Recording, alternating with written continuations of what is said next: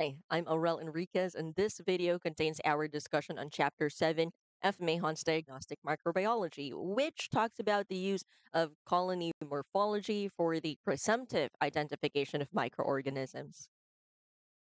Here is the outline of our discussion. After this, we should be able to describe bacterial growth on blood agar plates, chocolate agar plates, and the McConkey agars, which is used in the preliminary identification of bacterial isolates.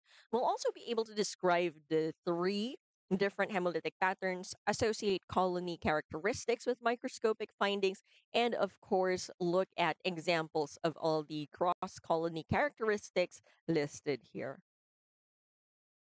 Let's start with the initial observation and interpretation of cultures.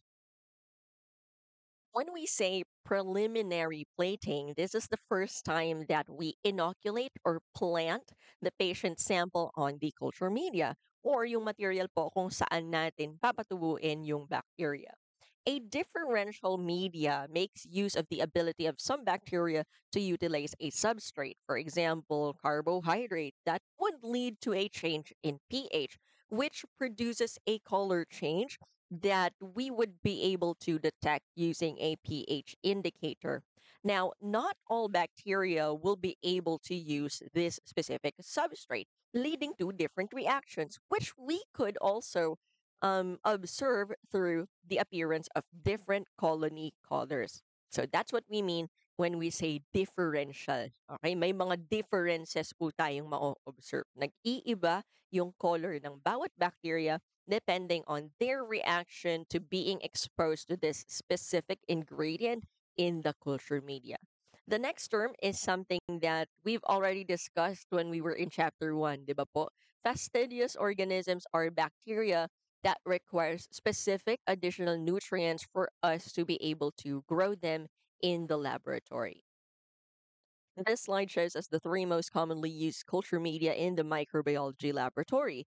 We could also refer to these as our routine culture media. The chocolate agar could be used to grow most bacteria, including fastidious organisms. We'll explain that later, how that's possible. Let's first look at the lower right, where we have the blood agar plate, which could also grow almost all microorganisms, but not including fastidious bacteria. And then on the lower left is the McConkey agar, which would specifically help us differentiate non fastidious gram negative bacteria. Blood agar plate or BAP is also referred to as the SBA or sheep blood agar because this is usually prepared using a tryptic soy agar base plus 5% sheep blood added into the mix. It's described as a general purpose enriched non selective medium. It's enriched because it has the addition of sheep blood as a nutrient source. It's non selective because it does not have any ingredient that could prevent the growth of a specific group of bacteria. SBA may also be described as differential because with this, we can see the differences between three types of hemolytic patterns. So we'll talk more about that later. Do take note, though, that the blood must either be defibrinated during collection or collected using bags containing anticoagulant to prevent clot formation. The most commonly used anticoagulant is citrate phosphate dextrose. Now, studies have demonstrated that human blood agar is inferior to defibrinated horse or sheep blood agar.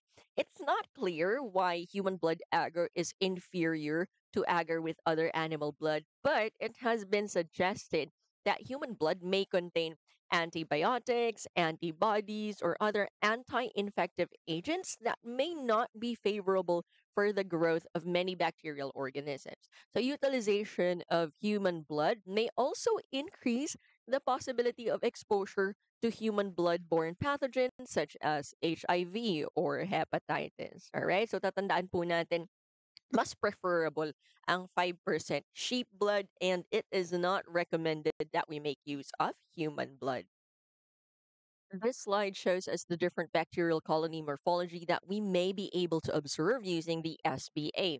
So mamaya po i-discuss po natin yung tamang description sa mga bacterial growths or colonies na nakikita po natin dito.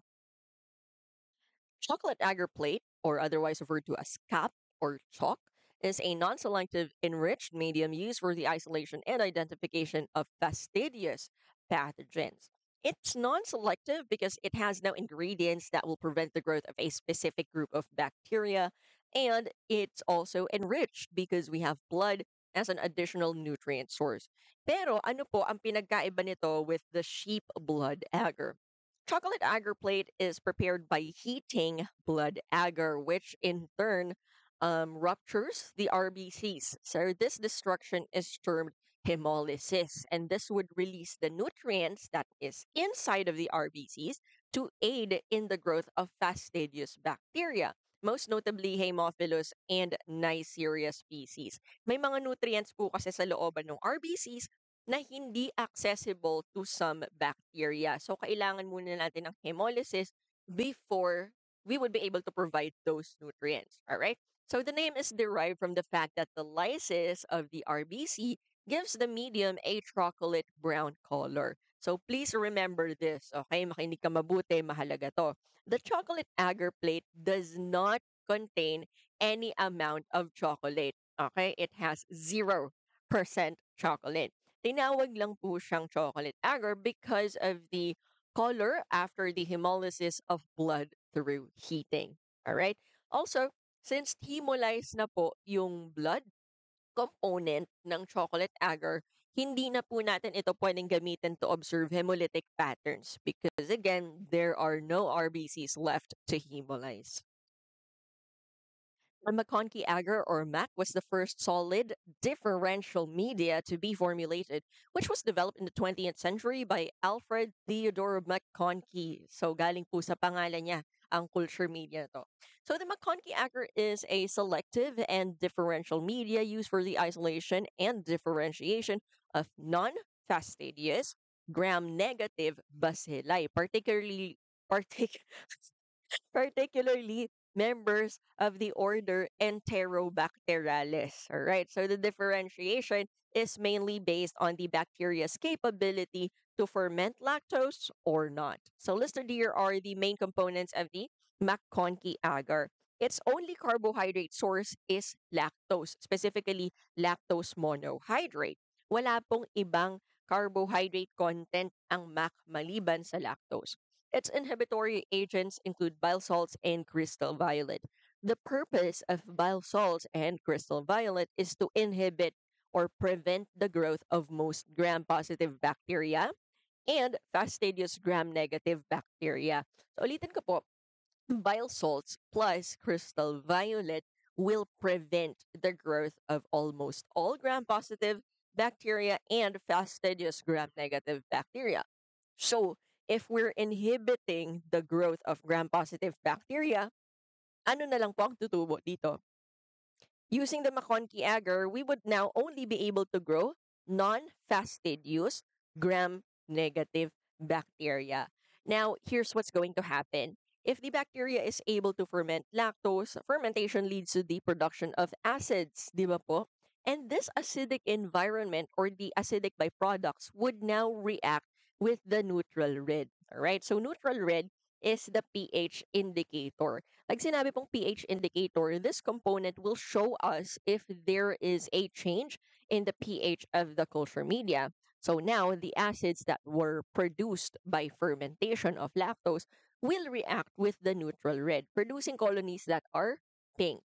Okay, so again, lactose fermenting bacteria will appear pink using McConkey agar. But if, for example, um, the bacteria did not utilize the lactose in the culture media, then no acids will be produced. So there will be no change in pH of the culture media. So there will be nothing that would react with the neutral red. So non-lactose fermenting bacteria will produce colorless colonies in the McConkey agar. Okay, so kapag nakita niyo po yung abbreviation na LF, that means lactose fermenter. NLF stands for non-lactose fermenter. Kapag lactose fermenter, pink yung colonies. Kapag non-lactose fermenting, colorless yung colonies. This slide shows us an example of a lactose fermenting bacteria that produced pink colonies here on figure A. In figure B, this is what it looks like if the bacteria is non-lactose fermenting. On this slide, let's identify all these culture media shown here. First is the chocolate agar, which is right here. Next is the sheep blood agar. Ito po. Next is the McConkey agar, right here and right here on the far right or parang upper portion na po ng picture is the nutrient agar. Okay? Next, dito naman po sa next photo, on the right, no? The photo on the right at the top is the chocolate agar. On the left is the McConkey agar, and then on the right is the SBA. All right. So again, these are our routine culture media. Let's now look at different gross colony characteristics. Here we have two terminologies that has to be clear to us before we proceed. So when we say colonies, no, although paulit-ulit na nating nagagamit itong term na to sa previous discussions natin, so I think you already have an idea. But when we say colonies, these are the macroscopically visible growth of microorganisms on a solid culture media. Ito po yung mga growth ng bacteria na kaya nating makita without the use of a microscope. Colonial morphology or colony morphology is the characteristic or description of each visible bacterial growth that we're observing. In this example shown here, lahat po ng colony na magkakamuka, they have the same colony morphology. So we assume that they are the same bacterial species. But when they look different from others, that means that we are now looking at different bacterial species. All right. So in this example, how many different colony morphology are we seeing? Tignan natin, no? There's one, two, tapos three. Ito yung four. Ganyan yung itsura ng four. And then we have yung five, six, seven, eight, and even nine. Nag-iisa yung nine na color yellow dito. No? So there are nine. So that could mean that in this plate, we are able to grow nine different microorganisms. Alright? May nine na magkakaibang microorganisms dito sa example na to. A term that we could use for this is polymicrobial, okay? Meaning multiple different microbes growing in one plate. All right, so this is a polymicrobial sample. This slide talks about the streak plate technique, which is a simple method of mechanically diluting a very large concentration of microorganisms to a small scattered population of cells. So by the end of this procedure, we should have four different quadrants where the amount of bacterial growth becomes less and less until we have what are called isolated colonies. So when we say isolated colonies, ito po yung mga tuldok-tuldok na nakikita natin dito.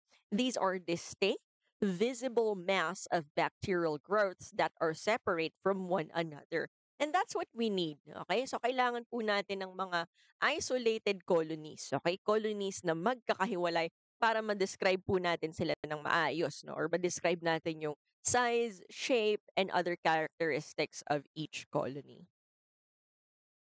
If we were able to properly perform the four quadrant streaking technique, it should look like this. So notice that on the first quadrant, all right, ang first quadrant po ay ito, that's where the heaviest growth is seen. So as we move to the second or to the second quadrant, no, the bacterial growth is starting to thin out. And pagdating po natin ng third and fourth quadrant, we now have these individual bacterial growths that were separated from each other. So again, ang tawag na po natin doon ay isolated colonies. Also notice na hindi po magkakaiba yung itsura nila, 'di ba? They all look the same, which tells us that we were able to grow just one bacterial species. This is now known as a pure culture. Okay, so di ba po kanina we saw an example of a plate with multiple different bacteria growing in it. And we refer to that as a polymicrobial culture. On this slide, this example right here is showing us the same colonies in one plate. And again, we refer to this as a pure culture. The observation of colony morphology is done after 18 to 24 hours. So this is why our laboratory class days are scheduled successively, 'di ba po? Magkasunod ang lab classes natin. Because when we do class experiments, dapat po, yung in-incubate natin ngayon, dapat ma-observe na po natin kinabukasan. Let's now observe hemolysis. Hemo means RBCs and lysis means breaking apart. So hemolysis is the destruction of RBCs. We've already learned this earlier when we were talking about how the chocolate agar was made, di ba po? So hemolysis is caused by enzymes or toxins that are produced by some bacteria. An example of this is beta lysine, which is a protein produced by Staphylococcus aureus. So we can observe hemolysis by using BAP or SBA dahil sa BAP or SBA po, buo pa yung mga RBCs. So meron pang mahihemolize yung the bacteria. But we can no longer observe hemolysis if we're using chalk agar because again, all RBCs have been hemolyzed in the chocolate agar.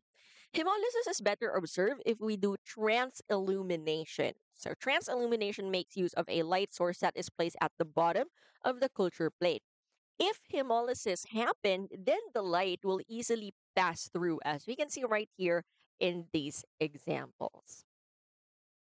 There are three types of hemolysis, and the Smith and Brown classification would group the different Streptococcus species based on their hemolytic patterns. Pero hindi po ito exclusive for Streptococcus. So, pwede pa rin po natin gamitin itong description na to for all the other bacterial organisms that we will be studying throughout the semester. So, if a bacteria is alpha hemolytic, this means that they are only capable of partial hemolysis or incomplete destruction of the RBCs in the blood agar plate. So, this alpha hemolysis would produce a greenish discoloration around the bacterial colonies on BAP, as shown right here inside of the green marker or green box. So, one example of an alpha hemolytic streptococcus is Streptococcus pneumoniae. Mas mapag-uusapan nyo pa po yung ibang Streptococcus species when you get to your discussion of chapter 15. Okay, so for now, examples lang naman po ito. If a bacteria is beta hemolytic, this means that they are capable of complete hemolysis or total destruction of the RBCs in the culture media. Beta hemolysis would produce a clear zone around the colonies. And ganito po yung itsura nila as you can see here in the yellow marker. So, an example of a beta hemolytic strep is Streptococcus pyogenes and Streptococcus agalactiae. And na-mention ko na po earlier, di ba? Staphylococcus aureus is also beta hemolytic. You'll talk more about the other Staphylococcus species sa chapter 14 naman po nung discussion. Okay. Now, if a bacteria is gamma hemolytic, this simply means that they are non-hemolytic and they cannot lyse any of the RBCs in the culture media. Not even partially. Okay? So, kahit konti, hindi nila naapektuhan or nasisira yung mga RBCs dun sa culture media. We rarely use the term gamma hemolysis, lalo na pag nag-uusap-usap. We could just say that the organism is non hemolytic. Maybe ginagamit po yung term na gamma for reporting just because mas madaling isulat yung gamma symbol, no? But when you're talking to one another, you could just say that they are non-hemolytic. So they will produce no change in the RBCs surrounding each colony. And an example of this is Streptococcus bovis. All right. So dito po ang kailangan nyo pong tandaan is yung hemolytic pattern nila and ano yung appearance nila. Okay? So as we can see, kapag greenish lang yung na-observe natin na discoloration sa paligid, alpha hemolytic lang. Kapag may clearing or parang malinaw yung paligid nung kung nasaan nag-grow yung bacteria, they're beta hemolytic. But if nothing happened, then that means that they are non-hemolytic. Hemolytic patterns are very useful for the presumptive identification of Streptococcus species, which is why most of our examples on the previous slides are Streptococci. Pero ulitin natin, pwede rin naman pong gamitin for all other bacterial organisms ang description with regards to hemolysis. All right. So as we can see right here in this examples, both Streptococcus pyogenes and Streptococcus agalactiae are anong type of hemolysis nila? Beta hemolytic, because as we can see right here, they were able to completely clear out the RBCs in their immediate surrounding. Okay, so sa paligid lang po ng mismong bacterial growth. Okay, so sa paligid lang ng bawat colony. Notice that everywhere else on the plate, color red pa rin, di ba po? Kasi dun nga lang sa paligid nung mismong colony natin pwedeng ma-observe ang hemolysis. So again, both strep pyogenes and strep agalactiae are beta hemolytic. Let's now describe each bacteria based on their colony size. So as we can see right here, we have four different descriptions that we could use based on the size of the bacteria. When we say or describe a bacteria as pinpoint or punctiform, no, as the name implies, literal na parang tuldok or butas lang ng pin yung size ng bawat colonies na ma-observe natin. So they would measure less than 1 millimeter. Okay. When a colony is described to be small, they measure from 1 to 2 millimeters. When a colony is medium, they measure 3 to 4 millimeters. And when a colony is large, then we would be able to observe that they are greater than 5 millimeters. All right. So shown here are some examples. And this example, siya ay 2.6 hanggang 2.8 millimeters. So anong classification nito? We would consider this as small. Okay, small pa po ito. Next, this one is 9 hanggang 9.5 millimeters. So kung ganyan yung size, ano pong measurement nito? Or anong description? This is now large, diba? Kasi 9.5 millimeters na siya. All right. Another thing that we need to remember is that gram-positive bacteria generally produce smaller colonies than gram-negative bacteria. All right. General description lang naman po yun. Hindi naman siya applicable for literally all bacteria out there. Okay. It's just that for most pathogenic organisms or for most isolates in the clinical laboratory, no, ang common observance ay that gram-positive bacteria would produce smaller colonies compared to gram-negative bacteria. Let's look at this example right here. On the left, we have colonies of a gram-positive cocci. Let's compare that to the colonies right here of an enteric gram-negative bacilli. Diba? So ulitin po natin, kung microscopically i-observe mo tong dalawang to, yung nandito gram-positive siya, yung nandito, gram-negative bacilli po ito. Okay, so ulitin natin. If, based on observance lang po, no, mas maliit talaga yung isolated colonies nito versus ito. So again, in general, gram-positive bacteria or gram-positive cocci would produce smaller colonies in comparison to gram-negative bacteria or gram-negative bacilli. Let's now describe bacteria based on their form or margin. This refers to how their edges or borders are shaped. All right. So as you can see right here, when we say smooth, parang ayan po no, walang jagged edges, perfectly round or yun nga po, smooth yung paligid ng bacteria. Next is irregular. So in this example, this one has kind of like different lobes, different sizes of curves on the outside. So we refer to that as irregular. When we say filamentous, they kind of appear like there's a solid area in the middle. So you can see right here. And then they have these kind of like tiny hair-like extensions on the outside. Okay? So kapag ganyan po, that is an example of a filamentous bacterial colony.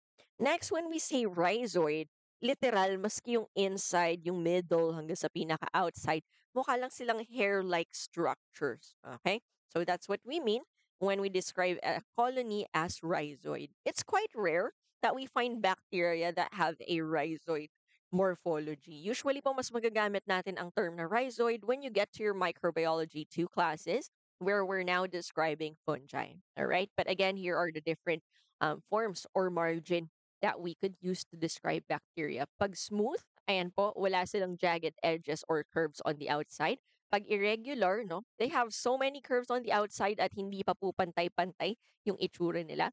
Pag filamentous, they have these hair-like or very thin extensions on the outside. And when we say rhizoid, the entire structure looks like it's made up of hair-like strokes. Okay? Form or margin are descriptions that could be used interchangeably. Okay, ulitin po natin, pwede naman natin mapagbaliktad yung term na form or margin. Parehas lang naman po yung dinedescribe natin. And in some references, minsan naiiba rin po yung mga words na ginagamit nila to describe margins of the colony. Let's look at more examples on this slide. Kanina, imbes na smooth, ang ginagamit na po dito ay entire. But again, the description is, or the appearance is the same, di ba? Next, for filamentos, no, nabanggit na to kanina, they have filament-like extensions on the outside. Next is undulate. So when we say undulate, parang may mga waves po sa labas. Let's look at this example right here. This is an example of an undulated colony. So notice there's a slight wave or curve dun sa paligid. Next, when we say lobate, there's a lobe-like structure. Ito po, mas OA, mas apparent na yung itsura ng mga waves or curves na nakikita po natin. Okay? Next is scallop or scallop-like. Again, maaring similar lang din po yung itsura niya sa lobate. And then next, we have the curled morphology. Kapag sinabi naman na curled, they have this kind of like concentric pattern na parang ganito yung appearance niya sa labas, tas may similar na appearance na guhit dito sa loob, and so on. Parang may paulit-ulit na layers of the same pattern daw po yung pag-grow ng colonies. Alright? So that's what we mean when we say curled. Ito po mga special descriptions na to, we don't usually use these ones anymore kasi hindi naman sila common na na-observe sa mga clinically significant bacterial pathogens. No? So yung mga na-describe natin sa previous slide, yun po yung mga descriptions na mas magagamit natin in the following weeks. Still under form or margin is the term swarming, which is usually produced by Proteus species. So this is special, guys. This is special. Kapag sinabi pong swarming colonies, dapat ang maisip nyo na agad ay Proteus species. Proteus species have Peritricus flagella, and they could do this kind of like multicellular motility where there is a central area where the bacteria began or bacterial growth would begin, no, and then this would eventually be spread outwards, creating this pattern of concentric rings as we can see right here in these examples. So dito, nagsimula siya sa gitna and then nag-extend siya papunta sa outside. Dito naman sa example na to, nagsimula siya dito sa corner na to. Tapos yung swarming niya or yung multicellular na parang pag-spread out niya is eto po, itong mga parang layers or levels na nakikita po natin dito. Alright? So again, when we see something like this, that is an example of swarming. So again, swarming motility is um characteristic of Proteus species. Okay, ulitin po natin. Swarming motility is characteristic for Proteus species. So kapag nakapag-observe kayo ng swarming motility, dapat ang una nyo nang maisip ay Proteus species. Let's now describe each bacteria based on their elevation. So this is better observed if we look at them from a kind of like a side view. No?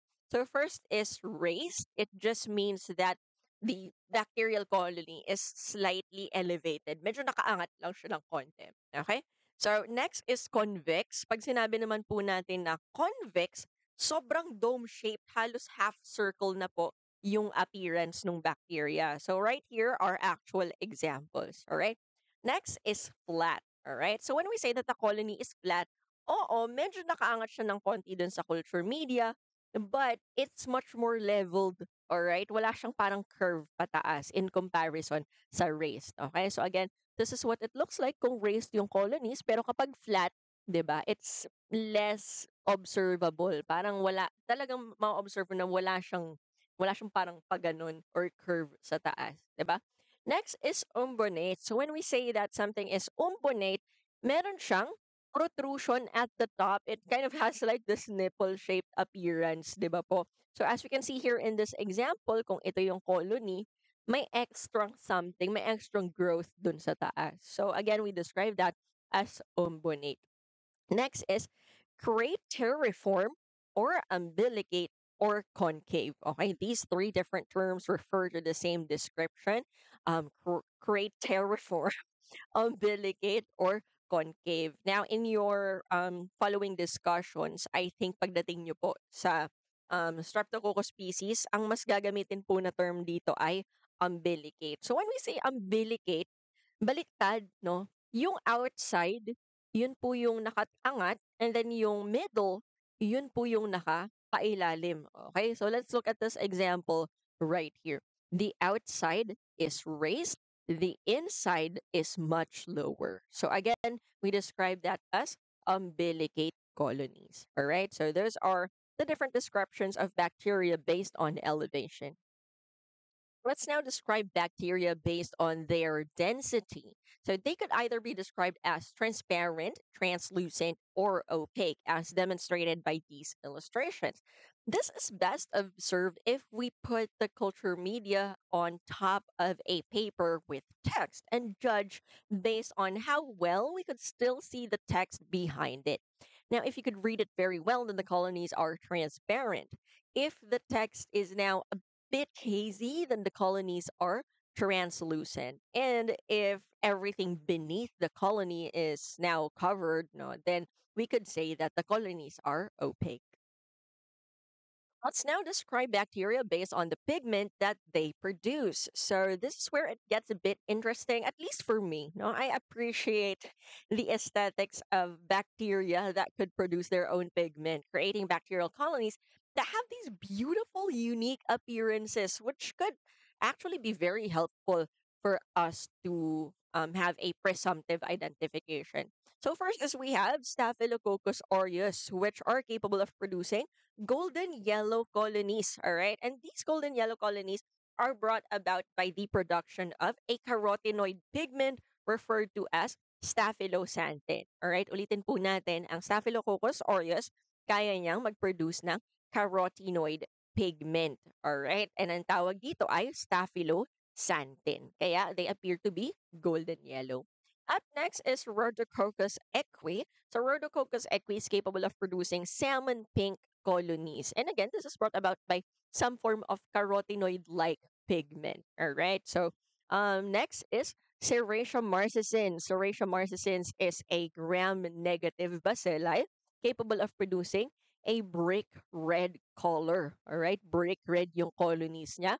And this is brought about by the pigment protegiusin. So ayun po nung tatandaan natin, anong color ng organism na to at ano yung pigment na nagiging dahilan kung ba't ganun yung color niya. Next, we have right here, Chromobacterium violacum. This is so easy to remember because Chromobacterium violacum is violet, diba? And anong pigment responsible? It's violacine, all right? So the easiest one to remember out of these four is Chromobacterium violacum, producing violet colonies because of the pigment violacine.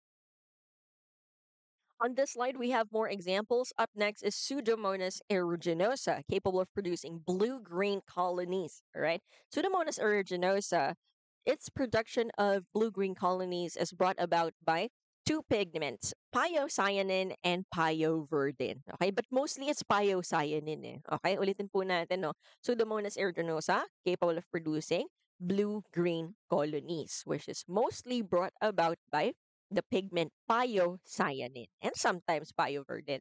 Up next, we also have Cluivera, no, Cluivera species. In this example, we have Cluivera ascorbata, and they're capable of producing blue-colored pigments. It was very difficult for me to research ano ba specifically yung compound na nagdudulot ng blue-colored pigment. But if you're able to find out, no, paki-comment na lang po, were you able to research what was the specific causative agent of this blue or causative compound of this blue colored uh, colonies ng Cloivera species. Up next is Prevotella melaninogenica, which again, it's so easy to remember. Melaninogenica. So they're capable of producing brownish or black colonies, all right? Brown black colonies, as we can see right here in figure D and figure E, okay? Now, this one is brought about by a heme derivative. Okay? So, yung compound daw po from heme, no? Yun yung nagbibigay nung brown-black pigment dito sa Prevotella melaninogenica. So those are the different organisms capable of producing pigments and giving them these unique colony colors.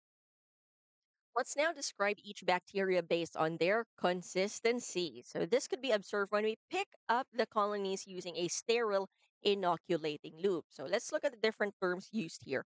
First is a brittle or crumbly, which means they easily break apart. Kapag po sinubukan yung kumuha ng colonies, no, hindi nyo makuha yung buong colony, naghihiwa-hiwalay sila agad. This is observed among Nocardia species.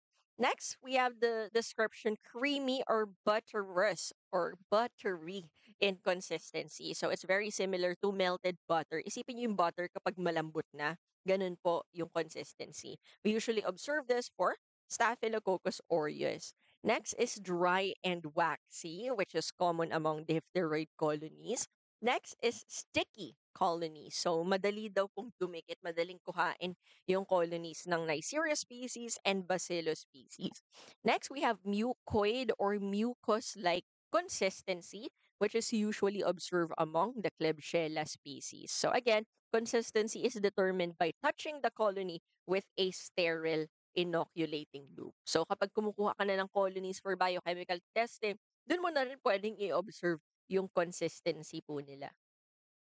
Let's now describe bacteria based on the odor that they produce. So basahin po natin yung sinasabi dito, no?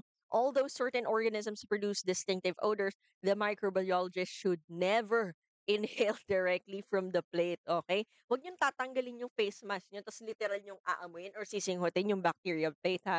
That's not correct. Okay, we do not recommend that. Ulitin ko po, we studied about in the previous discussions. No, we studied about infection control. We studied about protecting ourselves from these different bacteria based on their modes of transmission. So absolutely do not sniff out the plate. All right. Odor should be determined when the lid of the culture plate is removed and the odor would dissipate into the surrounding environment. Okay. So again, you determine the odor of the microorganisms kapag bukas nyo pa lang nung plate. Hindi nyo na kailangang lumapit doon para singutin yung plate. Alright? So again, this is determined by opening the lid of the culture plate and the odor would dissipate by itself. Alright? So listed here are some examples. Staphylococcus aureus have been described to smell like old socks or hindi nilabhan na medyas. Okay? So if you or anybody you know out there, no, is nasubukan ng magsuot ng medyas ng paulit-ulit, maaaring ganun daw yung smell ng Staphylococcus aureus colonies. Alright? Lalo na daw po if the bacteria has been grown in mannitol salt agar. Next is Pseudomonas aeruginosa. They've been described to have a fruity or grape-like odor. So in pure cultures daw po, ayun nga, parang may sweet, fruity smell yung amoy ng Pseudomonas aeruginosa. In some references, this has been described as kind of like corn tortilla chip. All right, research nyo na lang po, no? Pseudomonas aeruginosa may sometimes also be described to have a corn tortilla chip odor. Next is Proteus mirabilis. All right, Proteus mirabilis has been described to be putrid in smell. So when you open the culture media, kung Proteus mirabilis yung culture nyo, masakit daw po sa ilong ang amoy nito. Next is Haemophilus species, which has been described as kind of like a musty basement with a mousy or mouse nest smell. Imagine a place that is infested with mouse or rats. Okay, ganun daw po yung amoy.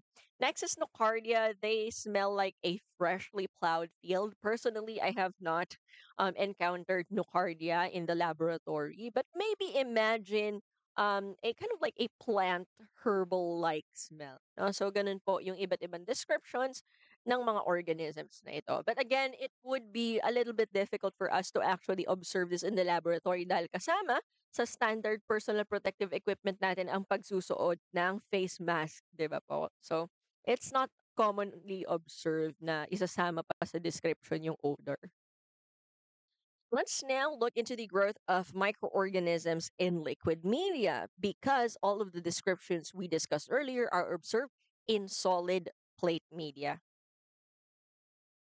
When we describe them as streamers or vines in figure A, ang ibig sabihin po, yung growth ng bacteria, parang nagpo-produce siya ng guhit-guhit or nag extend siya pababa, as we can see right here in figure A. Again, these are described as streamers or vines.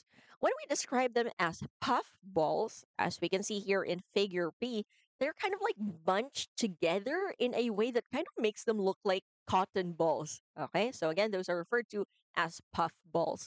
Next is turbidity or cloudiness. Dito naman po, generally, naging malabo yung itsura nung media or nung liquid media na ginamit natin. Okay, so again, you report that as turbidity or cloudiness. Next naman po is scum. So when we say scum, it looks like this. There looks like a heavy growth at the top that kind of like thins out as it goes downwards. All right? So usually ma-observe natin to at the top of the liquid media. So kapag ganito yung itsura, it is a scum. All right? So those are the different descriptions of bacterial growths in liquid media. Here are the references that were used in the making of this discussion. That ends our discussion on Chapter 8 of Mahon's textbook of Diagnostic Microbiology, which focuses on the use of colony morphology for the presumptive identification of microorganisms. This has been Aurel Enriquez. Thank you so much for watching.